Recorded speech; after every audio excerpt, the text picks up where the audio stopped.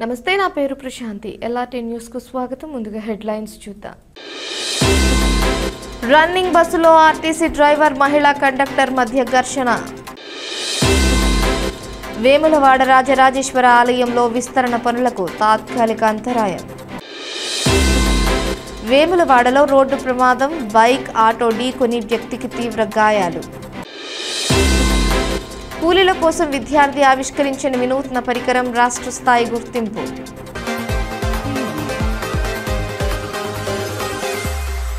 వరంగల్ నుంచి వేములవాడకు వెళుతున్న ఆర్టీసీ బస్సులో డ్రైవర్ మహిళా కండక్టర్ మధ్య తీవ్ర వాగ్వివాదం చోటు చేసుకుంది. ప్రయాణంలోనే ఇద్దరి మధ్య ఘర్షణ తలెత్తడంతో బస్సులో ఉద్రిక్త వాతావరణం ఏర్పడింది. సమాచారం ప్రకారం బస్సు తరచూ లేటుగా నడుపుతున్నాడని, ఫోన్లో మాట్లాడుకుంటూ డ్రైవింగ్ చేస్తున్నాడని కండక్టర్ డ్రైవర్పై ఆగ్రహం వ్యక్తం చేసినట్లు తెలిసింది. దీనిపై ఇద్దరి మధ్య మాటామాటా పెరగడంతో పరిస్థితి ఉద్రిక్తంగా మారింది. బస్సు కదులుతున్న సమయంలోనే ఈ ఘటన జరగడంతో ప్రయాణికులు ఒక్కసారిగా భయాందోళనకు గురయ్యారు. కొంతసేపటికి ఇతర సిబ్బంది జోక్యం చేసుకోవడంతో పరిస్థితి అదుపులోకి వచ్చినట్లు సమాచారం. ఇప్పుడు మన సిరిసిల్ల డిపో నుంచి వెళ్ళాం. ఎన్ని గంటలలో పోయి ఎన్ని గంటలలో వస్తాం? గంటలు మేము గట్ల చూసుకోము. మాకు రోడ్డు మంచి లేదు. మాకు ఏం రోడ్డు కాదు, మీకు ఇందరికి ఎందుకు పెన్షన్ చేస్తాం కానీ ఇబ్బంది చేయలేదు. ఈ టెన్షన్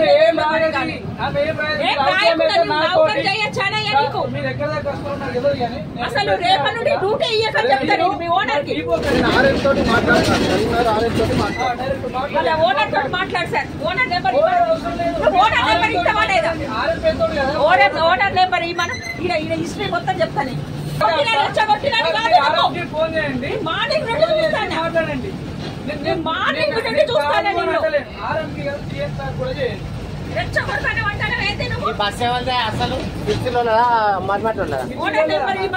అనంతరావా రంగరావా గంగా ఏది మన అంబేద్కర్ ముష్టిపల్లి గంగాయనా? ముష్టిపల్లి గంగాయనా? పేరు భోజనమే చేయలేదు నేను. ఏ నువ్వు చూడొచ్చు.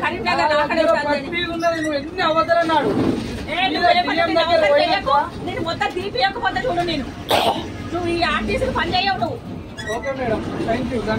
నువ్వు చక్కగా నడుపుకునేటువంటిది చదువు లేని వాళ్ళు, చదువు లేని వాళ్ళు అందరినీ చదువు లేవై బిజులేవా? నాకు నీకు జాబ్ వచ్చింది తాపకు నువ్వు గురుగుతుకొని చిన్న పుల్ల పెడితే ఆ డ్రైవింగ్ మిస్టేక్ అయితే ఏం చెప్తావు? నువ్వేం చెప్తావు? మమ్మల్ని అందరు నాశనం చేయడానికి కానీ నువ్వు ఊరికి తాప పుల్ల పెడుతున్నావు, కూకుంటున్నావు, నాశనం చేస్తున్నావు. నువ్వు బియ్యంతో మాట్లాడమంటావు, ఎవరితో మాట్లాడమంటావు? చెప్తా, నాకు ఎవరు దొరుకుతా వాడికి చెప్తా, అవన్నీ ఇరికిస్తా అంటాడు. వాడే లంగాలు వాళ్ళు.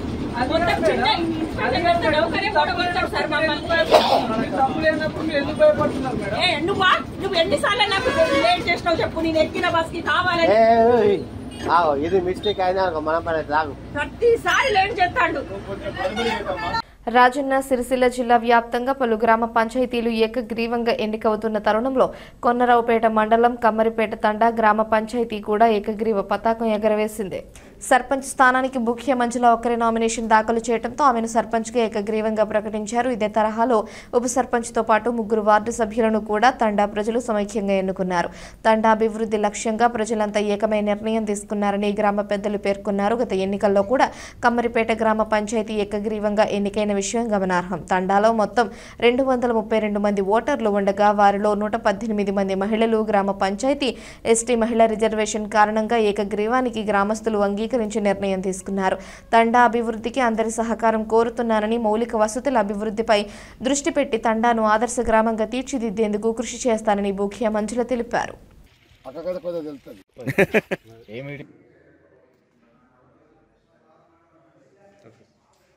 నమస్కారము. నా తండవాసులకు అందరికీ, పెద్ద మనుషులకు పేరు పేరున అందరికీ నమస్కారాలు. నాకు మా తండవాసులు అందరు కలిసి సర్పంచ్గా ఎన్నుకోవడం జరిగింది.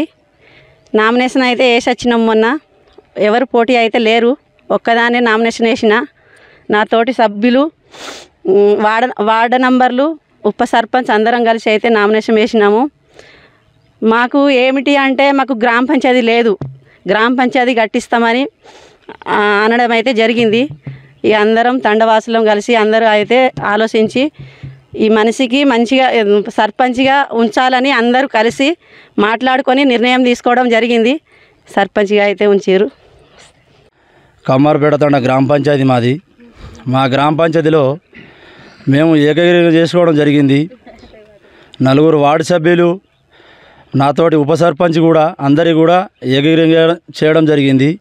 అందులో భాగంగా మాకు తండావాసులు మాకు కోరుకున్నది ఏంటంటే కొన్ని పనులు ఉన్నాయి, దాన్ని డెవలప్ చేయడానికి కూడా అనడం జరిగింది. దాన్ని కూడా మేము అంగీకారం చేయడం కూడా జరిగింది. ఇక ముందు వాళ్ళు చెప్పినట్టే కూడా మా శాయశక్తులు మేము కష్టపడి మా ప్రయత్నాలతో సహా దాన్ని కట్టడానికి కూడా సిద్ధంగా ఉన్నాం. తండావాసులు కూడా మాకు సహకరిస్తారు. అందరూ ఎల్లవేళలు కూడా వాళ్ళు సహకరించాలని పేరున వాళ్ళకు ధన్యవాదాలు తెలుపుకుంటున్నా.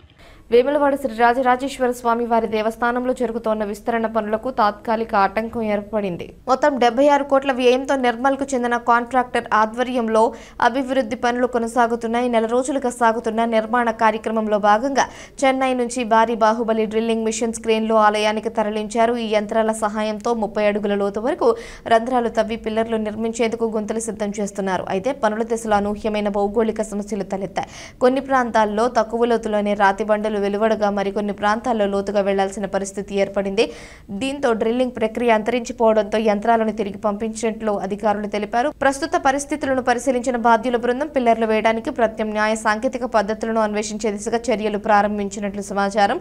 కొత్త విధానం ఖరారు చేసిన వెంటనే పనులు పునః ప్రారంభించే అవకాశం ఉంది.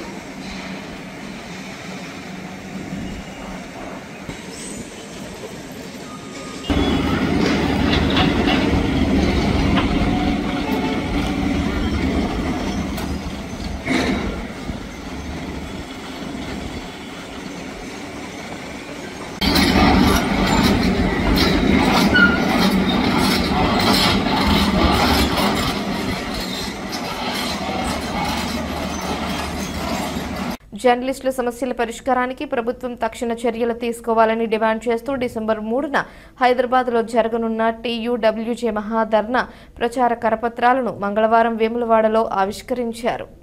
ఈ సందర్భంగా TUWJ జిల్లా అధ్యక్షుడు దండి సంతోష్ కుమార్ మాట్లాడుతూ జర్నలిస్టులకు కొత్త అక్రిడేషన్ కార్డులు జారీ చేయడం, ఆరోగ్య బీమా పథక పునరుద్ధరణ, అర్హులైన జర్నలిస్టులకు గృహ స్థలాల మంజూరు, వృత్త కమిటీ ఏర్పాటు వంటి కీలక డిమాండ్లు ప్రభుత్వం తక్షణం పరిష్కరించాల్సిన అవసరం ఉందని పేర్కొన్నారు. డిసెంబర్ 3న హైదరాబాద్ ముసబ్ ట్యాంకులోని రాష్ట్ర సమాచార కమిషనర్ కార్యాలయం వద్ద ఉదయం 10 గంటలకు జరగనున్న మహాధర్నాను విజయవంతం చేయడానికి రాష్ట్ర, జిల్లా, మండల స్థాయి నాయకులు, యూనియన్ సభ్యులు పెద్ద ఎత్తున పాల్గొనాలని ఆయన పిలుపునిచ్చారు. ఈ కార్యక్రమంలో రాష్ట్ర లీగల్ అడ్వైజరీ కమిటీ సభ్యుడు రేగుల దేవేందర్, ప్రెస్ క్లబ్ అధ్యక్షుడు పుట్టపాక లక్ష్మణ్, ప్రధాన కార్యదర్శి నూగూరి మహేష్, జిల్లా joint secretary Rapalli Srinivas, press club joint secretary Dulam Sampath, కార్యవర్గ సభ్యులు మ్యాన శ్రీనివాస్, ఉల్లెందుల మల్లేశం, సయ్యద్ పాషా, జర్నలిస్టులు గడిల ప్రవీణ్ కుమార్, MA కలీం పాషా, గంపా మహేష్, తోట అనిల్ కుమార్ తదితరులు పాల్గొన్నారు.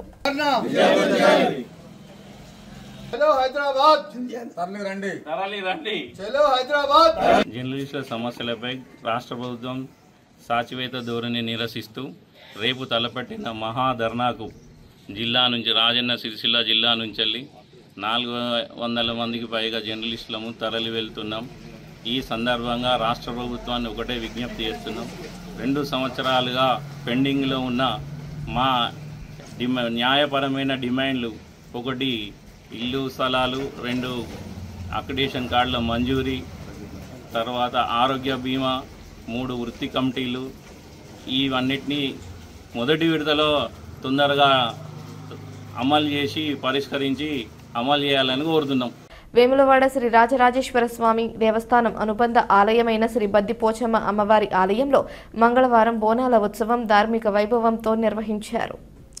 అమ్మవారికి ప్రీతికరమైన ఈ ప్రత్యేక దినం సందర్భంగా భక్తులు భారీ సంఖ్యలో బోనాలు సమర్పించారు. సాంప్రదాయబద్ధంగా భీమేశ్వర స్వామి దర్శనం తరువాత భక్తులు మంగళవారం అమ్మవారికి బోనాలు సమర్పించి తమ మొక్కులు తీర్చుకున్నారు. భక్తులకు ఎలాంటి అసౌకర్యం కలగకుండా చూడేందుకు ఆలయ ఈవో రమాదేవి స్వయంగా ఆలయ ప్రాంగణాన్ని పరిశీలించారు. భక్తులతో మాట్లాడి వారి అవసరాలను తెలుసుకుని అవసరమైన ఏర్పాట్లపై సిబ్బందికి సూచనలు ఇచ్చారు.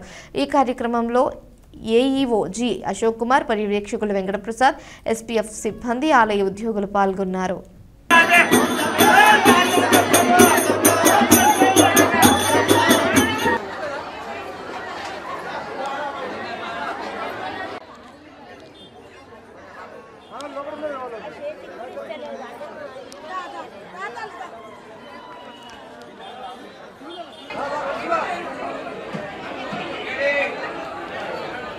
రాజన్న సిరిసిల్ల జిల్లా వేములవాడ శ్రీ రాజరాజేశ్వర స్వామి దేవస్థానంలో 3 రోజుల పాటు వైభవంగా నిర్వహించిన శ్రీ గీతా జయంతి మహోత్సవాలు మంగళవారం పూర్ణాహుతితో ముగిశాయి.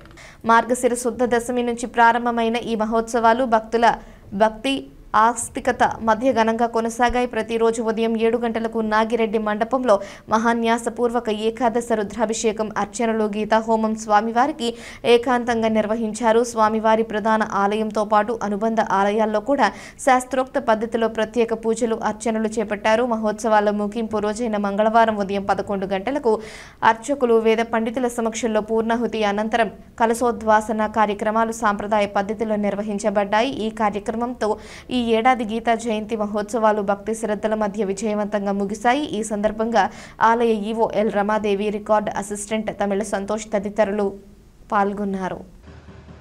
భగవద్గీతలో చెప్పినట్టుగా ఈ మార్గశిర మాసమందు మార్గశిర శుద్ధ దశమి, ఏకాదశి, ద్వాదశి 3 రోజుల పాటు గీతా హవన కార్యక్రమము, గీతా పారాయణము, గీతా ప్రవచనము నిర్వహించడం జరిగింది.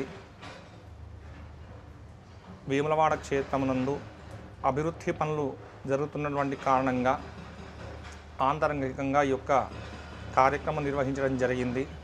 మనకు ప్రమాణం ఆ నారాయణమూర్తికి ఈ యొక్క భగవద్గీతా హవనము సమర్పించడం జరిగింది. ఈరోజు ద్వాదశి పర్వకాలమందు ఉదయము గీతా హవనము, అలాగే ఆవాహిత దేవతా హోమము, జయాది పూర్ణాహుతి హోమము నిర్వహించడం జరిగింది.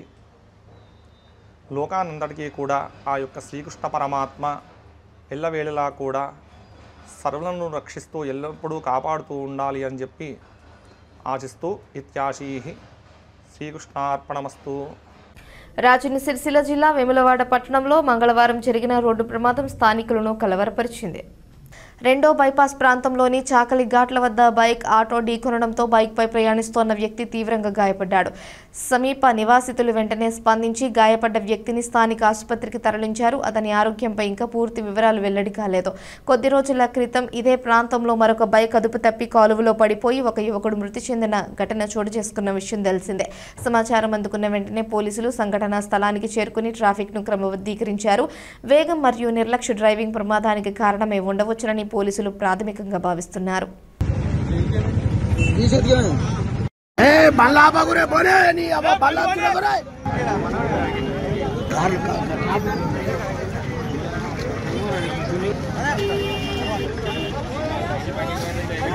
గ్రామ పంచాయతీ రెండవ విడత ఎన్నికల నామినేషన్ ప్రక్రియను మంగళవారం ఇన్ఛార్జ్ కలెక్టర్, జిల్లా ఎన్నికల అధికారి గరిమా అగ్రవాల్ పరిశీలించారు.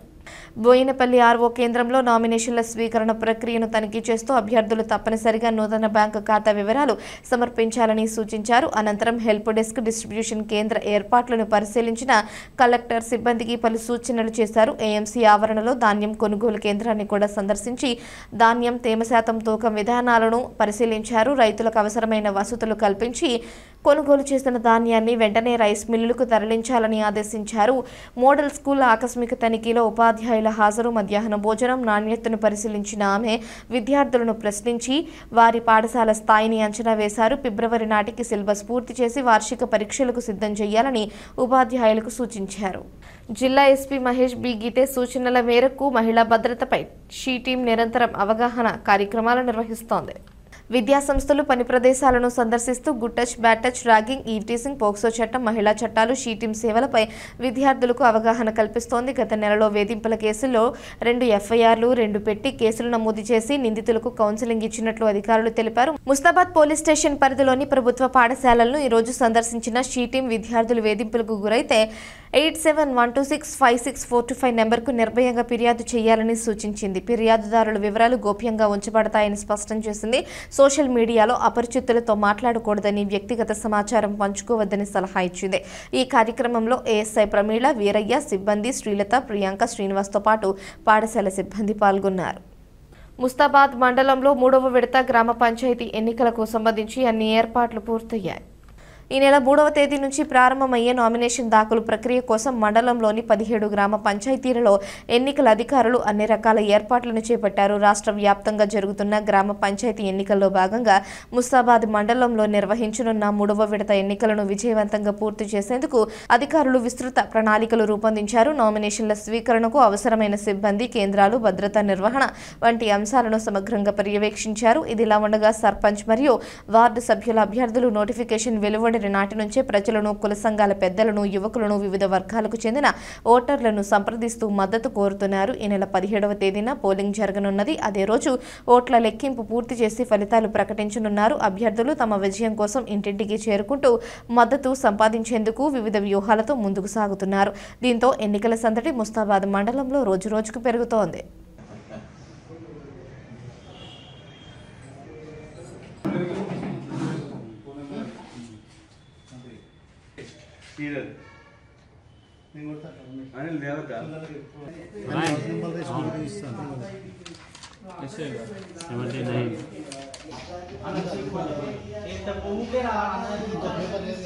రాజన్న సిరిసిల్ల జిల్లా వేములవాడ రూరల్ మండలం హాన్మాజీపేట గ్రామంలో స్థానిక సంస్థల ఎన్నికల సందడి వేడెక్కుతోంది. ఈసారి సర్పంచ్ పదవికి బీజేపీ తరపున జంకే మధు బరిలోకి దిగుతున్నారు. మంగళవారం ఆయన మీడియాతో మాట్లాడుతూ గ్రామ ప్రజలు మరొకసారి తనకు సహకరించాలని, అభివృద్ధికి అవకాశం కల్పించాలని కోరారు. గతంలో ఉప సర్పంచ్గా పనిచేసినప్పుడు గ్రామ అభివృద్ధికి ఎన్నో కార్యక్రమాలు చేపట్టానని గుర్తు చేశారు. గ్రామ పంచాయతీలకు నేరుగా కేంద్ర బీజేపీ ప్రభుత్వమే నిధులు అందిస్తుందని, ఈ నిధులను సద్వినియోగం చేస్తూ హన్మాజీపేటను ఆదర్శ గ్రామంగా తీర్చిదిద్దడం తన లక్ష్యమని చెప్పారు. గతంలో కూడా అనుభవం ఉన్నది. గతంలో కూడా 5 సంవత్సరాలు ఉప సర్పంచ్గా గ్రామంలోనే ఉంటూ ఎన్నో అనేక సేవలు ప్రజలకు అందించడం జరిగింది. మా హన్మాజీపేట గడ్డ అనేది సినారయ్య గారి గడ్డ. జాతీయ, అంతర్జాతీయ ఒక్కొక్క కళాకారులు కూడా, మిద్ద రాములు గారు కూడా ఇక్కడ నుండే ఉన్నారు. కాబట్టి మేము అందరి విలువలను కాపాడుకునే విధంగా అందరం ఒకటే ఏకదాటిగా గ్రామాన్ని అభివృద్ధి లక్ష్యంగా యువకులకు ఒకసారి అవకాశం ఇవ్వాలనే ఉద్దేశంతో ఈరోజు మేము సర్పంచ్ అభ్యర్థిగా ముందుకు రావడం జరిగింది. గతంలో 5 సంవత్సరాల్లో కూడా గ్రామానికి సంబంధించిన అభివృద్ధి లక్ష్యంగా మేము ముందుకెళ్ళి అప్పుడు కూడా మేము రైతు వేదిక కావచ్చు, పోతే మహిళా సంఘ భవన్ కావచ్చు, కళ్యాణ మండపం పునర్నిర్మాణం కావచ్చు, హాస్పిటల్ పునర్నిర్మాణం కావచ్చు, డ్రైనేజెస్ కావచ్చు, ఇంకా సీసీ రోడ్ వర్క్స్ కావచ్చు, సంఘాల వారిగా సంఘాలకు కూడా ప్రొసీడింగ్ కావచ్చు, అధికారంలో ఉన్న పార్టీతో కొట్లాడి అప్పుడు కూడా మేము గ్రామానికి సేవలు అందించడం జరిగింది. రేపు రానున్న రోజుల్లో కూడా మాకు ప్రధాన సమస్య ఏమవుతుందంటే, మాది మేజర్ విలేజ్ కాబట్టి మాకు ఒకటి మండల ప్రతిపాదన అనేది ముందున్నది. ఆ మండల ప్రతిపాదన కోసం కూడా గవర్నమెంట్తో కొట్లాడి మండలం తీసుకొని వచ్చే అవకాశంతో మేము ముందుకెళ్ళి ఎట్టి పరిస్థితులలో కూడా మా గ్రామానికి ఏ సేవలు అందించాలనుకున్నా. ఇంకోటి ఏంటంటే, మాకు ప్రధాన సమస్య మాది మేజర్ విలేజ్, మా చుట్టుపక్కల గ్రామాలకు కూడా బ్యాంక్ అనేది ఒకటి ప్రధాన సమస్యగా ఉన్నది. మేము బీజేపీ పార్టీ నుంచి కాంటెస్ట్ చేస్తున్నాను. ప్రజలకు ఒకే నినాదంతో వెళ్తున్నాం. యువతకు ఒకసారి అవకాశం ఇస్తే రానున్న రోజుల్లో యువతే మన గ్రామానికి పట్టుకొమ్మలు కాబట్టి మేము కళ్ళ ముందే ఉండే వ్యక్తులం కాబట్టి మాకు అవకాశం ఇవ్వాలని చెప్పి మేము కోరుకుంటున్నాం. ఇంతకుముందుకు గత 5 సంవత్సరాల అనుభవంలో కూడా అప్పుడున్న గవర్నమెంట్తో కొట్లాడి మాకు ప్రధాన సమస్యగా ఉన్నటువంటి బ్రిడ్జ్ యొక్క నిర్మాణం కోసం మేము కృషి చేసి బ్రిడ్జ్ నిర్మాణం కూడా మా పాలనలో పూర్తవడం మాకు చాలా సంతోషకరమైన విషయం.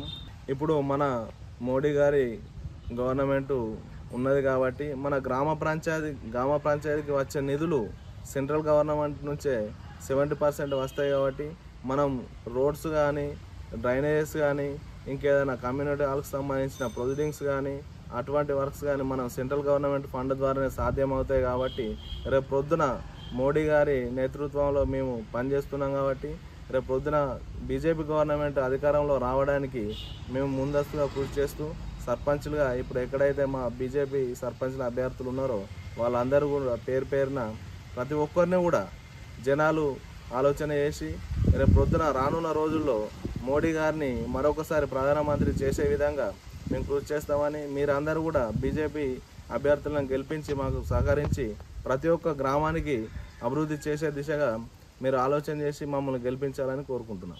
రాజన్న సిరిసిల్ల జిల్లా వేములవాడ గ్రామీణ మండలం హన్మాజీపేట గ్రామానికి చెందిన జెడ్పీహెచ్ఎస్ స్కూల్లో 10వ తరగతి చదువుతోన్న ఎం వెంకటేశ్వర్లు సరికొత్త ఆవిష్కరణతో అందరి దృష్టిని ఆకర్షించాడు. బయోసైన్స్ టీచర్ కిషన్ మార్గదర్శకత్వంలో కూలీల శ్రమను తగ్గించే cement bag lifting cum carry machine తయారు చేసి చక్కని ప్రతిభను చాటుకున్నాడు.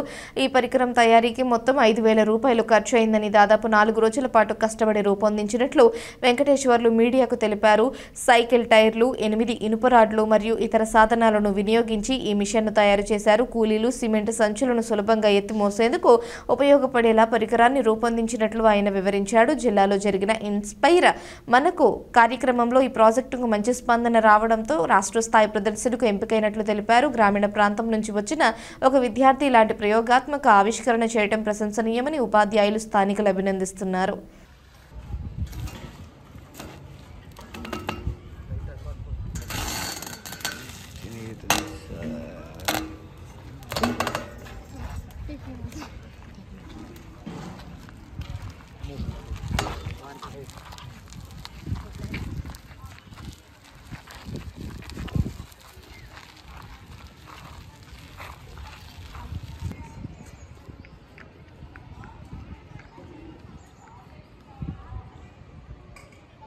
నా పేరు ఎం వెంకటేశ్వర్లు. నేను 10వ తరగతి చదువుతున్నాను. పిఎం శ్రీ జెడ్పీహెచ్ఎస్ హన్మాజీపేట పాఠశాలలో వేములవాడ రూరల్ మండల్, తెలంగాణ, రాజన్న సిరిసిల్ల జిల్లాలో చదువుతున్నాను.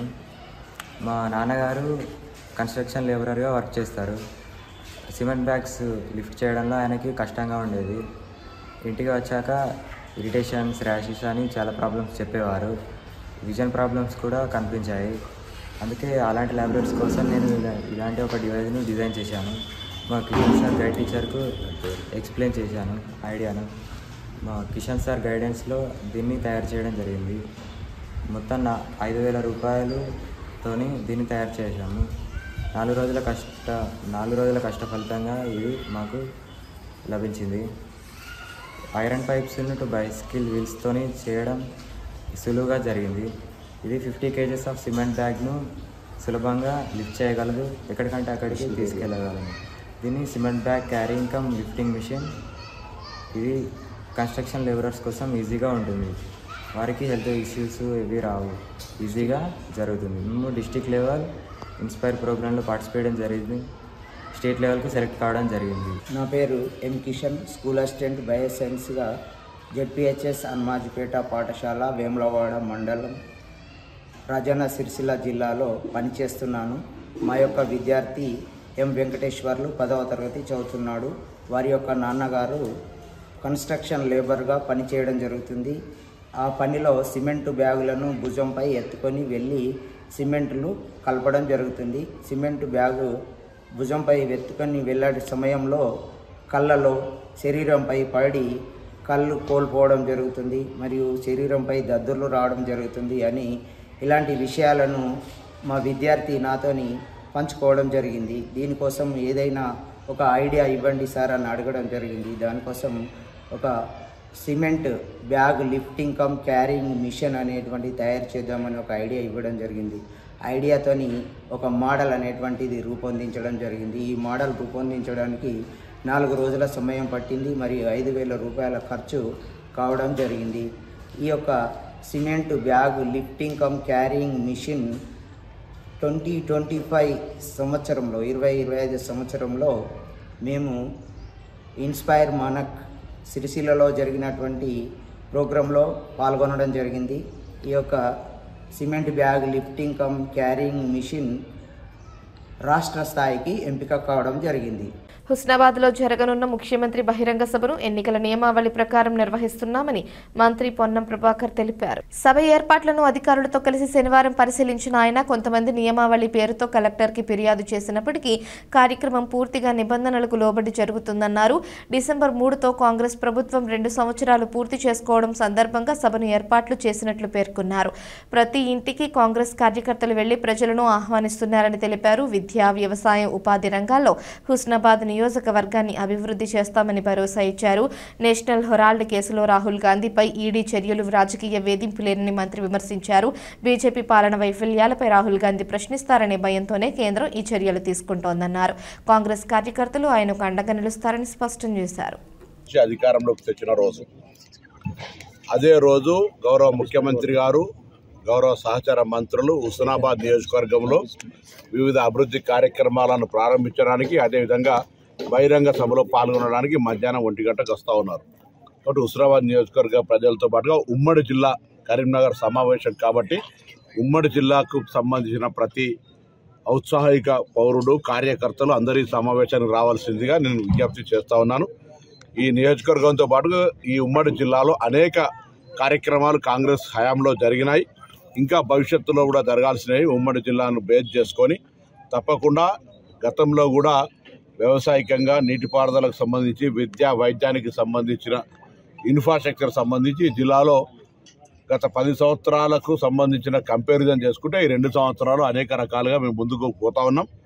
ఇంకా కూడా మా జిల్లా సహచార మంత్రులను కానీ, శాసనసభ్యులను కానీ అందరం కూడా కలిసి ఉమ్మడి కరీంనగర్ జిల్లా అభివృద్ధికి సంబంధించినటువంటి అంశం లోపల గౌరవ ముఖ్యమంత్రి గారితో అనేక అంశాల్లో ఇంకా సహచార కేబినెట్ మంత్రులతో తీసుకొని ఈ జిల్లా సమగ్ర అభివృద్ధికి అన్ని రకాల ఇంక్లూజివ్ గ్రోత్ కొరకు మా యొక్క కృషి ఉంటుంది.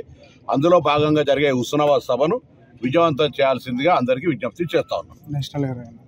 భారతీయ జనతా పార్టీ ఎప్పుడెప్పుడు రాహుల్ గాంధీ గారి యొక్క ప్రభావం పెరిగితే పార్లమెంటు సమావేశంలో భారతీయ జనతా పార్టీ వైఫల్యాలు చర్చకు వస్తాయనేటువంటి ఆలోచన వచ్చినప్పుడల్లా భారతీయ జనతా పార్టీ అనుబంధ సంఘంగా ఈడీ ఎన్ఫోర్స్మెంట్ను మార్చుకొని రాహుల్ గాంధీ గారి మీద కేసులు పెట్టి వేధించే ప్రయత్నం చేస్తూ ఉంది.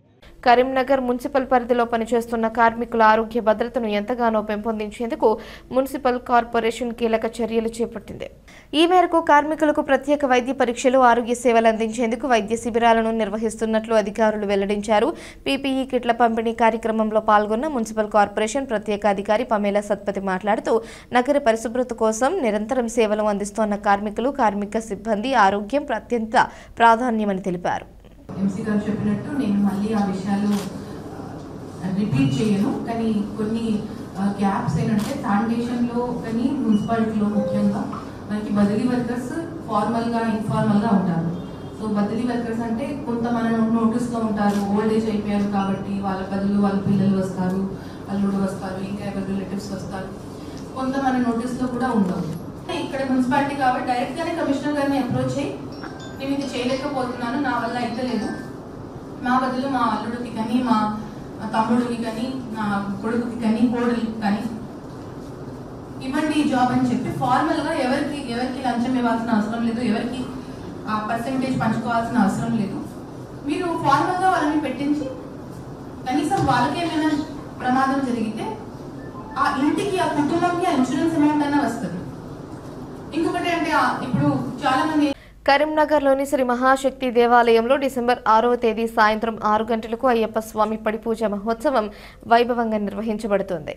ఈ వేడుకలను కావేటి పరమేశ్వర్ గురుస్వామి ఆధ్వర్యంలో భక్తి శ్రద్ధలతో నిర్వహించడానికి ఆలయ నిర్వాహకులు ఏర్పాట్లు ప్రారంభించారు. ఈ సందర్భంగా కేంద్ర మంత్రి బండి సంజయ్ కుమార్ ప్రత్యేక అతిథిగా పాల్గొననున్నారు. హంపి విరూపాక్ష విద్యారణ్య పీఠాధిపతి జగద్గురు శంకరాచార్య స్వామి దివ్య ఆశీస్సులతో పడిపూజ మహోత్సవం జరగనుందని నిర్వాహకులు తెలిపారు. కార్యక్రమం అనంతరం స్వాములకు అల్పాహార వసతి కూడా కల్పించనున్నారు. రుద్రంగి మండలంలో జర్నలిస్టుల సమస్యలను ప్రభుత్వం తక్షణమే పరిష్కరించాలని డిమాండ్ చేస్తూ డిసెంబర్ 3న హైదరాబాద్లో నిర్వహించనున్న మహాధర్నా కరపత్రాలను మంగళవారం టీయూడబ్ల్యూజే నాయకులు ఆవిష్కరించారు. ఈ సందర్భంగా ప్రెస్ క్లబ్ అధ్యక్షుడు నంద్యాడపు అంజయ్య మాట్లాడుతూ జర్నలిస్టుల సంక్షేమం కోసం ప్రభుత్వం వెంటనే చర్యలు తీసుకోవాలని కోరారు. కొత్తగా అక్రిడిటేషన్ కార్డులు జారీ చేయడం, ఆరోగ్య బీమా పథకాన్ని పునరుద్ధరించడం, అర్హులైన జర్నలిస్టులకు ఇళ్ల స్థలాలు మంజూరు చేయడం, వృత్తి కమిటీని ఏర్పాటు చేయడం వంటి ముఖ్యమైన సమస్యలను ప్రస్తావించారు. డిసెంబర్ 3న హైదరాబాద్ మసబ్ ట్యాంకులోని రాష్ట్ర సమాచార కమిషనర్ కార్యాలయం వద్ద ఉదయం 10 గంటలకు నిర్వహించే మహాధర్నాకు రాష్ట్ర, జాతీయ, జిల్లా, మండల స్థాయి నాయకులు సహకరించాలని, యూనియన్ సభ్యులు భారీగా పాల్గొని కార్యక్రమాన్ని విజయవంతం చేయాలని పిలుపునిచ్చారు. ఈ కార్యక్రమంలో రుద్రంగి ప్రెస్ క్లబ్ అధ్యక్షుడు నంద్యాడపు అంజయ్య, జిల్లా సంయుక్త కార్యదర్శి ఎలిగేటి సూర్యకిరణ్, జిల్లా కార్యవర్గ సభ్యులు కూర్మాచలం సత్యనారాయణ, రుద్రంగి ప్రెస్ క్లబ్ సభ్యులు బింగిశెట్టి వెంకటేష్, ఆకుల గంగాధర్, సుడిగేపు పర్షరాములు, తుమ్మనపల్లి శ్రీనివాస్, ఎలిగేటి ప్రదీప్, పోగుల మోహన్ తదితరులు పాల్గొన్నారు. హైదరాబాద్లో మసబ్ ట్యాంక్ వద్ద జర్నలిస్టుల సమస్యల గురించి ప్రభుత్వానికి తెలియజేస్తూ మహాధర్నా నిర్వహించడం జరుగుతుంది. ఇట్టి ధర్నాలో జర్నలిస్టులు అందరూ పాల్గొని అట్టి సభను విజయవంతం చేయాలని కోరుతున్నాం. జర్నలిస్టుల సమస్యలు, అక్రిడిటేషన్ సమస్య, ఇళ్ల స్థలాలు కానీ వెంటనే ఇచ్చి ప్రభుత్వం జర్నలిస్టులను ఆదుకోవాలని కోరుకుంటున్నాం. ఈరోజు రుద్రంగి ప్రెస్ క్లబ్ ఆధ్వర్యంలో రాష్ట్ర టీడబ్ల్యూజే పిలుపు మేరకు కరపత్రాలు ఈ నెల 3వ తేదీ అనగా రేపు బుధవారం రోజున మసక్ ట్యాంక్లోని తెలంగాణ రాష్ట్ర సమాచార కమిషనర్ ఎదుట నిర్వహించే మహాధర్నా కార్యక్రమం పోస్టర్ను ఈరోజు రుద్రంగి ప్రెస్ క్లబ్ ఆధ్వర్యంలో ఆవిష్కరించడం జరిగింది. ప్రభుత్వం ఏర్పడక ముందు గౌరవ ముఖ్యమంత్రి ప్రభుత్వం తెలంగాణలో కాంగ్రెస్ ప్రభుత్వం రాగానే జర్నలిస్టుల సమస్యలు పరిష్కరిస్తామని హామీ ఇచ్చి ఇప్పటి వరకు 2 సంవత్సరాలు గడుస్తున్నా ఇట్టి హామీని నెరవేర్చలేకపోవడం, జర్నలిస్టులకు ఉన్న సమస్యలు హెల్త్ కార్డు కానీ, అక్రిడిటేషన్ కార్డులు కానీ, ఇండ్ల స్థలాలు కానీ నేటికి నెరవేరకపోవడంతో జర్నలిస్టులు నిరుత్సాహం ఉన్నారు. కావున వెంటనే ప్రభుత్వం ఆలోచించి జర్నలిస్టుల సమస్యను వెంటనే పరిష్కరించాలని టీయూడబ్ల్యూజే ఐజేయు తరఫున మేము డిమాండ్ చేస్తున్నాం. జర్నలిస్టులందరూ రేపు 3వ తారీఖున సమాచార కమిషనర్ ఎదుట నిర్వహించే మహాధర్నా కార్యక్రమంలో పాల్గొని ఇట్టి సభను విజయవంతం చేయాలని రుద్రంగి ప్రెస్ క్లబ్ తరఫున మేము కోరుతున్నాము. ఈ వార్తలు ఇంతటితో సమాప్తం. తిరిగి ప్రసారం అయ్యే LRT న్యూస్లో మళ్ళీ కలుసుకుందాం. అంతవరకు సెలవు. నమస్కారం.